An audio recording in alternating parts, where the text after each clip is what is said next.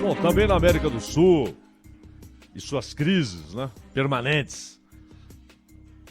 Qualquer hora a gente vai falar de novo sobre o que está acontecendo no Peru, né? Mais um presidente que é ameaçado de impeachment. E vamos falar também sobre o que tem acontecido no Chile. Mas hoje, nossos importantíssimos vizinhos, Uruguai e Argentina.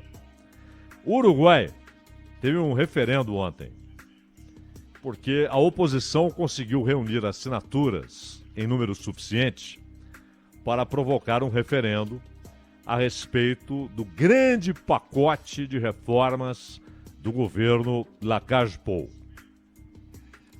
Esse pacote de reformas, ele abarca inúmeras áreas, né, de segurança pública à economia, passando por direito de greve.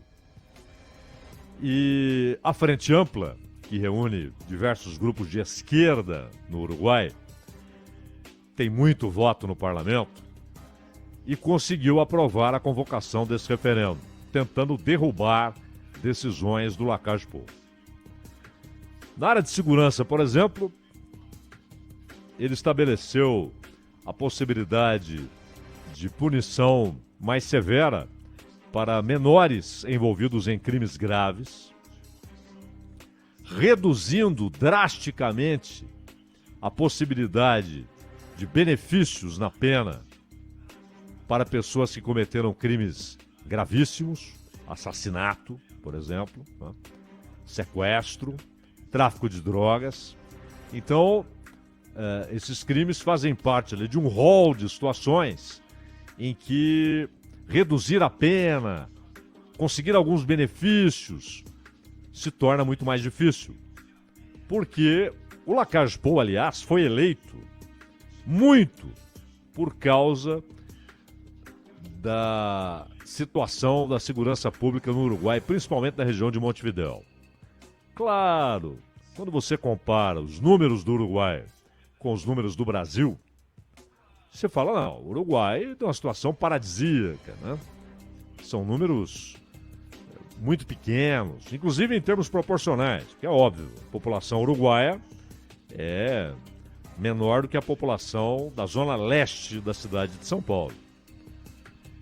Então o Uruguai tem cerca de 3 milhões e 500 mil habitantes, população muito pequena. Mas mesmo em termos proporcionais, não é só em termos absolutos, você olha para a situação do Uruguai e diz, nossa, perto do Brasil é um mar de tranquilidade, é um sossego, não há problema de segurança pública. Para os padrões locais, porém, eles consideraram, naquele momento da eleição, que a situação havia chegado a um ponto inaceitável, a uma situação que provocou repulsa, há uma certa política negligente, quando não conivente, da Frente Ampla em relação à criminalidade. E, claro, há um problema que atinge países ricos, pobres, remediados, que é o tráfico de drogas. Isso é um problema na França, na Alemanha, nos Estados Unidos, no Brasil, na Colômbia, na Argentina, no Uruguai, em qualquer lugar. É um flagelo. Não é? Aquela situação que os brasileiros paulistanos e os que visitam São Paulo veem, aquelas regiões do consumo de crack, né? As cracolândias, que hoje já são quase 20 na cidade de São Paulo. Paris tem isso também. Também convive com esse problema.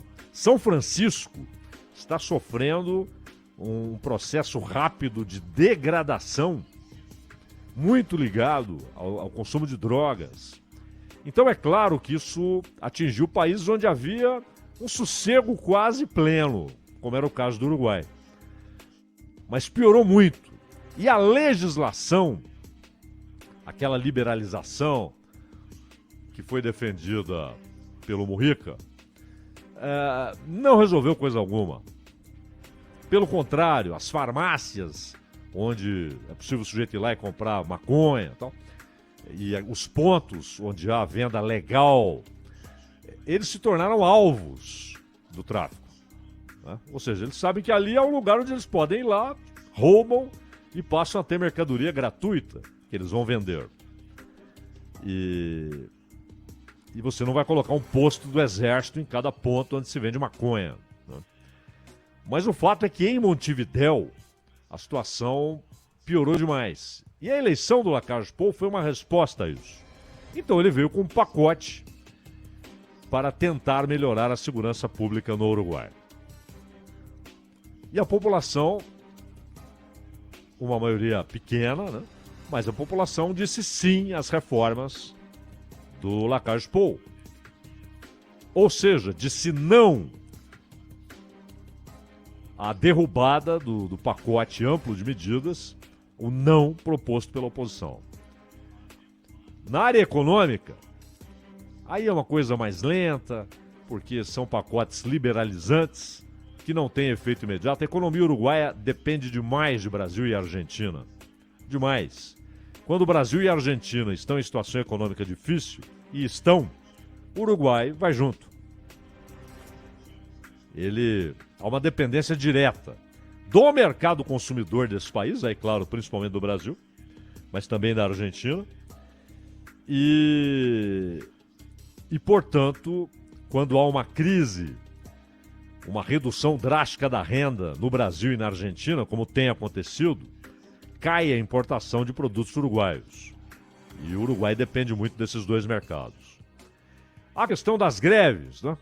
Em que a lei, obviamente, não proíbe greves, mas diz que é necessário garantir que quem quer trabalhar não seja impedido de. É um problema com os piquetes, né? Ou seja, quando os grevistas impedem quem quer trabalhar de entrar. Algo na legislação trabalhista uruguaia. E os sindicatos, claro, detestaram essa medida e apoiaram a iniciativa da oposição de tentar derrubar essa parte do pacote num referendo. Mas a grande dúvida era qual o resultado político do referendo. Se Lacalle Pou sairia fortalecido ou enfraquecido. Ele sai, claro, fortalecido pela resposta majoritária, mas fica claro também que precisa negociar. E o Lacalle Pou, ele de certa maneira, por isso esse assunto é interessante, ele quebrou a ideia de que ele e a oposição deveriam estar em trincheiras opostas, frente a frente, trocando tiros. Ele apostou na ideia de que é possível a sucessão, a alternância, com civilidade, com respeito, sem declarações de guerra, sem gritos de morte ao outro lado. E ele continua apostando nisso. E agora, como o resultado do referendo foi bem apertado, não foi aquela maioria avassaladora, é óbvio que negociar com a oposição passa a ser uma obrigação institucional que qualquer presidente deve ter. Aquele discurso que muitas vezes é absolutamente vazio, ele apenas vai sendo repetido. Olha, eu não sou presidente só dos que votaram em mim, eu sou presidente de todos. O difícil é colocar isso em prática. E ele tem tentado. E agora ele tem uma situação que o obriga a buscar conversar com a oposição. Isso virou uma raridade, uma exceção na América do Sul.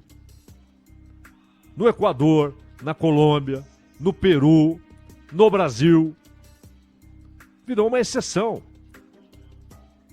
E essa situação já foi, em alguns momentos, o normal na política sul-americana. Eu sempre cito aqui um episódio relatado no livro Uma Mulher Vestida de Silêncio, do Wagner William, que é uma biografia da Maria Teresa Goulart. E é um momento muito interessante, aliás, que ocorreu no Uruguai, em Montevidéu. Um domingo, havia clássico, Peñarol e Nacional, o grande clássico uruguaio. A cidade estava vazia, porque as pessoas já estavam no estádio, ou estavam em casa com o rádio ligado para ouvir o clássico. Cidade vazia, um domingo, dia de descanso. E chega ao apartamento de Goulart, no exílio, Carlos Lacerda. E ele e João Goulart eram inimigos. Inimigos. E os ataques foram pesados quando o Goulart estava não só na presidência, mas antes, quando ele era vice do Juscelino, nem do Jânio, do Juscelino. Do Jânio nem teve tempo para grandes problemas, porque o Jânio renunciou logo, meses depois da posse. Mas no governo Juscelino, porque Lacerda, antigetulista, e Jango, getulista, eram lados opostos. Mas naquele momento, Lacerda, que havia apoiado o movimento de 64 e depois caiu em desgraça, e o Lacerda tinha muito isso, né? Ele, rapidamente, ele virava oposição, ele era movido, de certa forma, pela ideia, pelo espírito de tem governo, eu sou contra, não é? Aquela máxima dos anarquistas espanhóis, né? Se tem governo, eu sou contra. Se há governo, eu sou contra. Era a posição de vida do Lacerda, que apoiou a Revolução de 30, ainda garoto, o pai dele apoiou de maneira entusiástica. Aliás, o nome dele era Carlos Frederico Lacerda. Carlos era uma homenagem a Karl Marx e Frederico, uma homenagem a Friedrich Engels. Daí vocês veem qual era a posição política do pai do Lacerda. E o Lacerda, garoto, ainda apoiou a Revolução de 30, foi um entusiasta e tal. Depois rompeu, ele sempre rompeu. Virou o mais importante antigetulista, inclusive no governo de Getúlio, que voltou pelos votos, né? E tentou evitar a posse de Juscelino, garantida pelo lote. Apoiou o Jânio, foi fundamental para o Jânio ser candidato, mas depois rompeu com o Jânio, mesmo naquele breve período, já havia acontecido o rompimento. E a mesma coisa aconteceu com os militares. Ele apoiou o golpe de 64 e depois rompeu e virou oposição. E aí ele visita Jango em Montevidéu. E a civilidade brilhantemente retratada no livro do Wagner William desse encontro, e havia também um representante do Juscelino Kubitschek, Juscelino não foi, mas mandou um representante, e a Maria Tereza, claro, relatou esse encontro para o Wagner William. Isso se perdeu. Isso se perdeu miseravelmente. E não é que se perdeu porque são pessoas com temperamentos diferentes hoje. Não. É um modo de fazer política. Isso é engendrado, isso é elaborado, isso é construído. O clima de guerra faz parte da ação política. Mas não a guerra da oposição franca, clara, não é? Mas é a aversão até ao ponto de a palavra morte tornar-se banal, não é? De uma notícia de morte no outro campo ser comemorada com júbilo. Isso retrata uma degradação geral, uma deterioração geral, um enfraquecimento, um empobrecimento moral, ético e político. Porque é um debate burro, é um debate indigente, é um debate pueril. E o Lacage-Pou tenta manter alguma civilidade e tomar encontre na frente ampla, apesar dessa tentativa com o referendo de derrubar o eixo da política do Lacage-Pou, mas tomara que ele continue encontrando gente disposta a discutir de maneira racional, civilizada, os problemas do Uruguai. O oposto está ocorrendo na Argentina, inclusive internamente. A Argentina fez um novo acordo com o Fundo Monetário Internacional. Ou seja, aquilo que nos tempos do Macri imediatamente traria aquelas frases bem conhecidas, né? Aqueles bordões, fantoche do FMI, fantoche do Capital Internacional, aquelas coisas que aí são normais, acho absolutamente normais, fazem parte, né? Fazem parte, são frases de impacto. Você tenta associar o cara a uma condição pusilânime. Agora, desta vez é um governo do Alberto Fernandes, um governo, pois, de uma das facções do peronismo, do justicialismo. E a vice de Alberto Fernandes é Cristina Kirchner, que foi presidente, como todos sabem. E aquele negócio, escolher vice é uma arte. Porque você pode escolher um traidor. Você pode escolher um sujeito que vai atirar pelas costas. Um traidor. Você pode escolher um sujeito que não é traidor, mas que tem brilho próprio e que pode ofuscar o presidente e virar uma alternativa para a eleição seguinte. Você pode escolher alguém que vai cumprir ali todo o protocolo, mas sem dar trabalho. Lembra do Marco Maciel? Ele não se metia no governo do Fernando Henrique, era um político importante, um dos líderes do PFL e tal. Mas a presença dele na vice-presidência fazia parte do grande acordo PSDB-PFL, né? Não nos esqueçamos, mas não dava trabalho. O Zé Alencar, que até criticava quando havia aumento de juros, criticava o governo e tal, mas não era um sujeito que virasse sombra ou virasse um puxador de tapetes. Quando a Kirchner foi convidada e aceitou, isso mostrava um amplo acordo com o kirchnerismo, mas o problema estava contratado. Ninguém vai impunemente colocar a Cristina Kirchner de vice. Primeiro, porque é uma sombra. Ela foi presidente. Segundo, que ela não é apenas alguém que faz parte do Partido Justicialista, faz parte do peronismo. Ela lidera uma ala, a ala kirchnerista, fundada por seu marido, que também foi presidente, Néstor Kirchner. E hoje tem como um dos líderes o Máximo Kirchner, filho de Néstor e Cristina, e que foi às ruas no dia 24 de março, é quando a Argentina faz atos de repúdio ao golpe militar de 76. E os trotskistas disseram: não queremos marchar com os kirchneristas, porque eles não vão às ruas com o intuito do protesto contra o golpe de 76. Eles vão às ruas para que as manifestações se tornem atos contra Alberto Fernandes, o atual presidente. Houve um rompimento. E o acordo com o FMI foi a trombeta que soou para o rompimento oficial. Porque os kirchneristas não aceitam esse acordo e usaram o acordo para atacar Alberto Fernandes. Ou seja, de certa forma, começam a tornar a vice-presidente candidatíssima na próxima eleição como oposição ao governo da qual ela faz parte, embora eleita, não é ministra, não pode ser demitida, é vice-presidente. Então, o Uruguai continua ali como uma ilha política, né? Mas claramente não enxergamos a possibilidade de que isso se mantenha por muito tempo.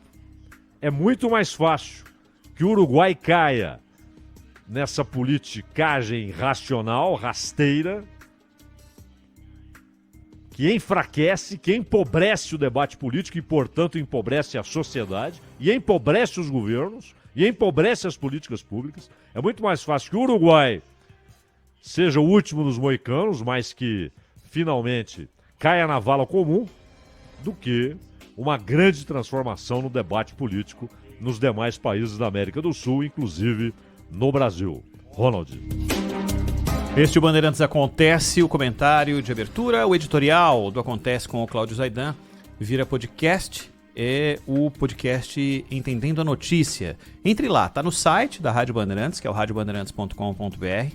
Lá você tem todos os conteúdos de todos os programas, além dos melhores momentos de cada um deles.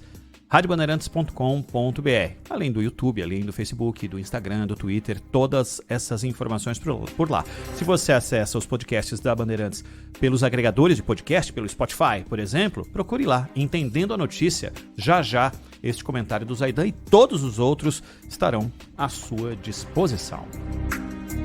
A gente já volta. Rede Bandeirantes.